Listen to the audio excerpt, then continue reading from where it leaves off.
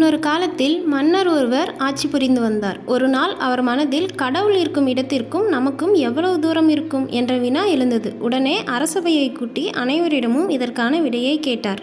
யாருக்கும் இதற்கான விடை தெரியவில்லை. இதற்கான விடையை தெரிந்து கொள்ள ஊருக்கு வெளியிலிருந்து ஒரு முனிவர் வரவழைக்கப்பட்டார். அந்த முனிவரிடம் கடவுள் எவ்வளவு தூரத்தில் இருக்கிறார் என்பது உங்களுக்கு தெரியுமா என்று கேட்டார். அதற்கு அந்த முனிவர் கடவுள் கூப்பிடுகிற தூரத்தில் தான் இருக்கிறார் என்று பதிலளித்தார். அப்படியானால் கடவுளை அழைத்தால் உடனே வந்து விடுவார் அல்லவா என்று கேட்டார் மன்னர். அதுக்கு முனிவர், எந்த இடத்தில் கடவுள் இருப்பதாக நீ நினைக்கிறாயோ அதை பொறுத்தது என்றார். புரியும்படி கூறுங்கள் என்று கேட்டுக்கொண்டார் மன்னர். இதற்கு பதிலளித்த முனிவர், துரியோதனன் சபையில் திரௌபதி அவமானப்படுத்தப்பட்ட போது வைகுண்டவாசா காப்பாற்று என்று கிருஷ்ணரை அழைத்தாள் திரௌபதி. ஆனால் கிருஷ்ணர் வரவில்லை. கடைசியாக இதயத்தில் இருப்பவனே என்று அழைத்தவுடன் கிருஷ்ணர் ஓடி வந்து திரௌபதியின் மானத்தை காப்பாற்றினார். கடவுள் எவ்வளவு தூரத்தில் இருக்கிறார் என்று நீ நினைக்கிறாயோ அதற்கு தகுந்தவாறு அருள் புரிவார். உள்ளத்தில் கடவுள் இருப்பதாக நினைத்து அழைத்தால் உடனே வந்து அருள் புரிவார் என மன்னருக்கு பதிலளித்தார்.